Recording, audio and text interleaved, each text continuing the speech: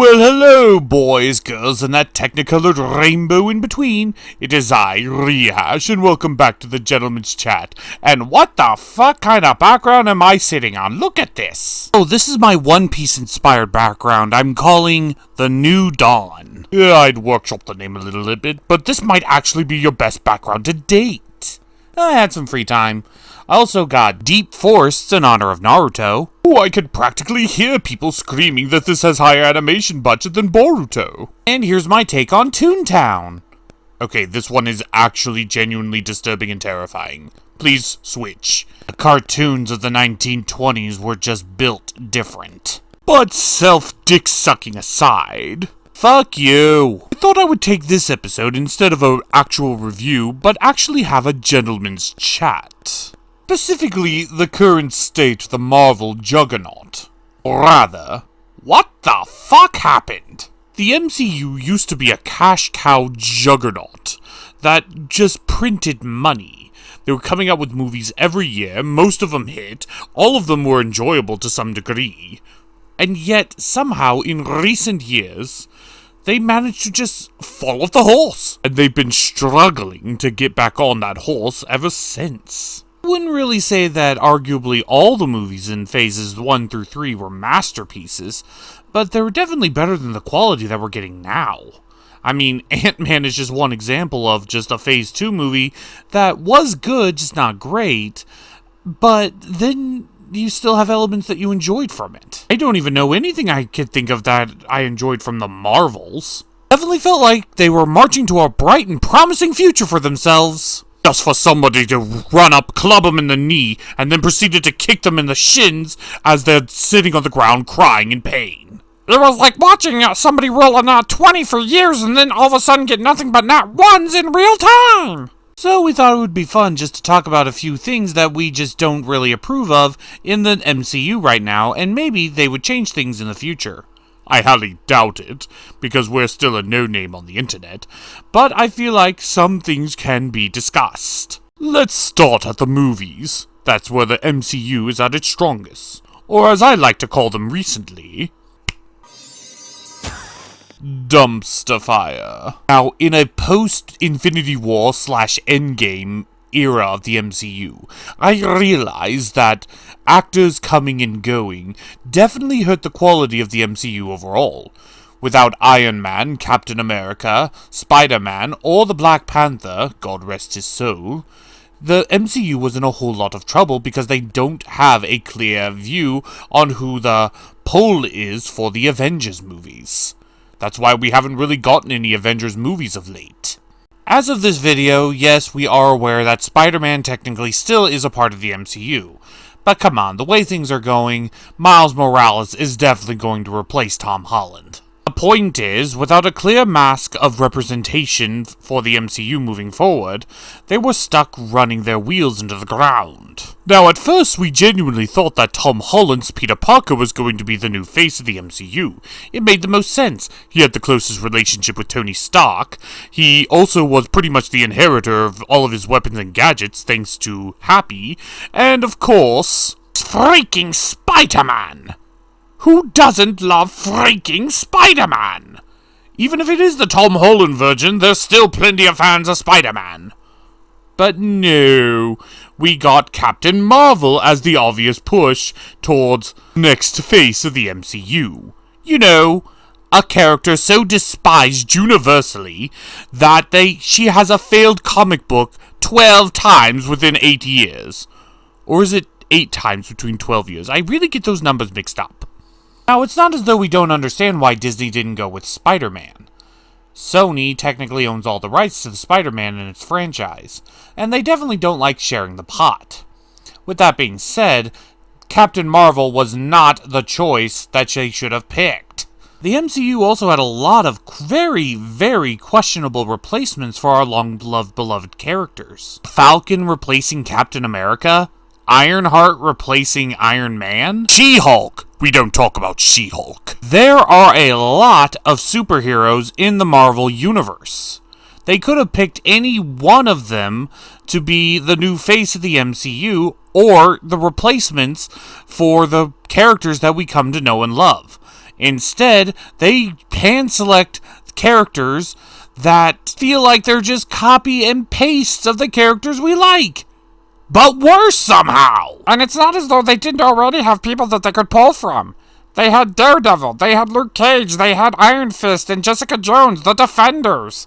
They could have brought them into the MCU and work it in more organically, showing that they're street-level superheroes. But the only one who actually got in was Daredevil. Now, you definitely did not hear this from me, but apparently, Marvel, as well as Disney as a whole, has been practicing a weird form of movie creation called scrapbooking, which is effectively they shoot a bunch of scenes and then just edit them together to make a coherent movie. That definitely explains all the rumor drama I heard about this one. How can you hold your head up high as a director when your own actors confront you and demand a script for the movie? Scrapbooking, huh? That sounds like something a teacher would give their students as like a final project for their grade. I mean, yeah, it'll suck. But of course it's going to suck. It's a college assignment. This scrapbooking rumor is to be believed, then that definitely would give some pause as to the actual reason why the MCU is in freefall. And by freefall, I mean falling off a stone off a cliff. Can you imagine, as an actor, walking onto a set, get dressed up in full costume, just to be told, here's a set of generic lines, say them and do some heroic shit, and then we'll just edit it out later, and that scene might not even make it into the final film. Which I think brings us to the subject of directors. Clearly, some of these directors weren't ready to be working on something as big as an MCU movie. They say that writers and directors will only make and write for the films that they actually want to make, and not what they're supposed to make. Given the state of the MCU, I believe that, since they all want to make shit! Hey, I got a brilliant idea! Let's get someone who has no background in writing or directing, absolutely knows nothing about comic books, and has nothing to do with the law or understanding of how law and courtrooms work, and then give them a show! Yes, I am describing She-Hulk. Now, the MCU isn't entirely bad. They did have some winners overall. And just to be clear, we're not even making the argument that everything they've made was bad. They, as Jen said, had some good movies. They got lucky. But that's just it. Luck, not skill. I would hard-pressed to be talking about the state of Marvel right now without addressing one big elephant in the room. The return of Robert Downey Jr., but not as Iron Man, but as Doctor Doom. Now, to normies, this seems like an awesome idea to bring back a former hero as a villain through multiversal means, because that seems to be the norm nowadays. But to you and me, we all know what this really is. Hail Mary of a desperate studio trying to make any kind of profit and gain any amount of traction. You know what they say, you either die a hero or live long enough to see yourself become the— Stop it, just stop. We don't need Batman quotes in here. I am pretty glad that he brought up Batman. The Dark Knight trilogy was essentially a focus on trying to make the Batman comics and pull them into a more realistic world scenario, how these characters would be in the real world. There was clearly a clear goal, a clear story in mind, and a clear beginning, middle, and end. Where's the story in the MCU going right now? Because I honestly can't tell. In fact, I'm hard-pressed to say there isn't a story.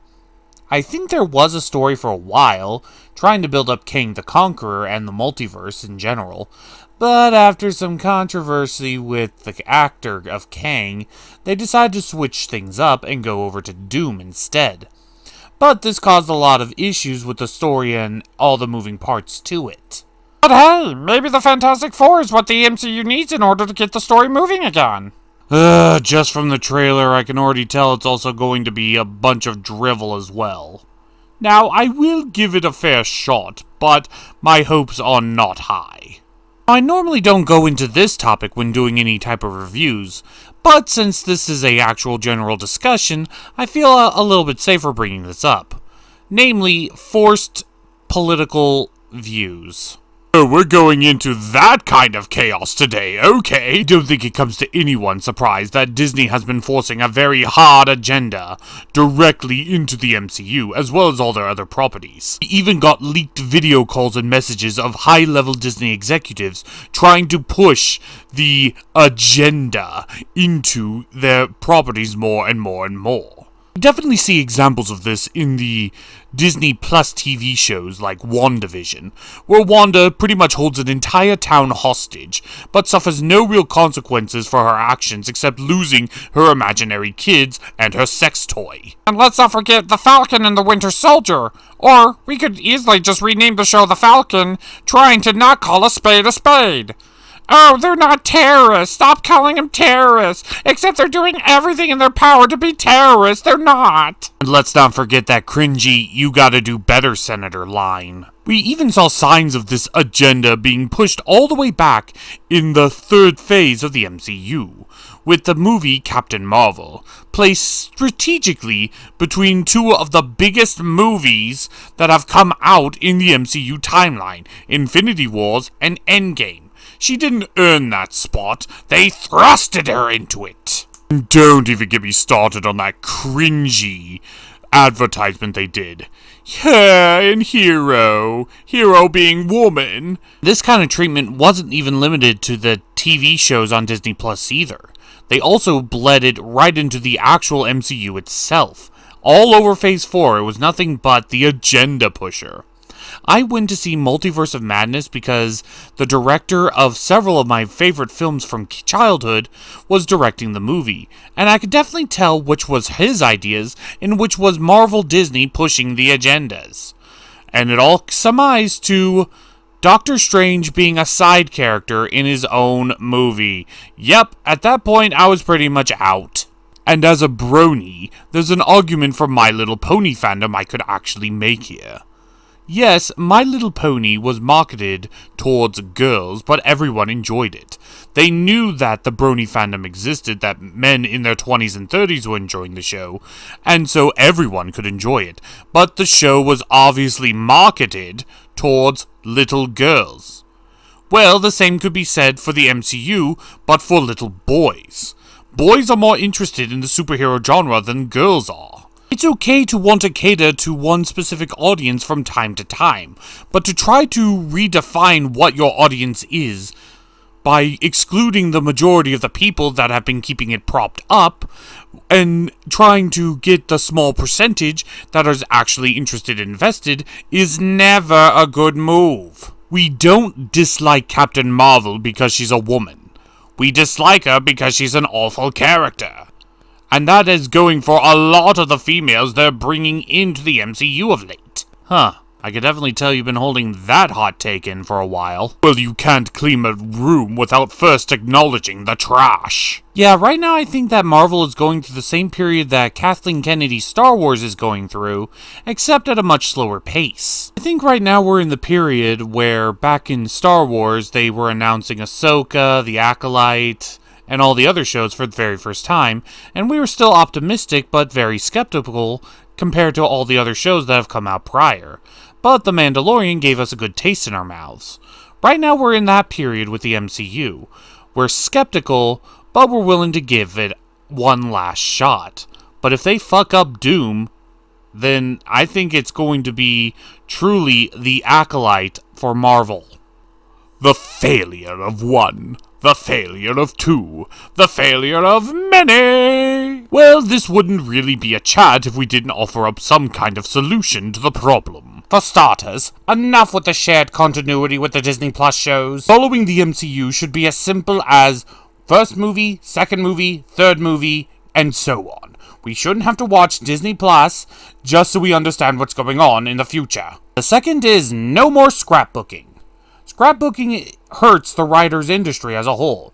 Either write out a full script or don't make a movie at all. Scrapbooking only makes a bunch of chopped up messes into a kind of cohesive story that no one is going to enjoy. Clearly, that project failed. Might be a good idea to start vetting some of your Avengers as well. There were plenty of Avengers in the Avengers lineup. plenty of Marvel superheroes who could fill those roles. You don't have to keep relying on the same tired ones. We want to see something new. Shang-Chi may not be the most popular, but at least he was something new. The Eternals was boring as hell, but at least it gave us something. And this, and I cannot stress this enough. Stop with the agenda-pushing stories! Oh, that felt so good to get off my chest. Though I doubt any real changes is going to be made here, it is great that it's actually finally out in the open. Disney lost all faith in their audience already. I don't think there's going to be very much that can save the MCU at this point. Not even Robert Downey Jr. has that kind of power. But with nothing else really to say at the moment, I'm Rehash, the stirrer of chaos, and this has been a Gentleman's Chat. See you all for our regularly scheduled program next time.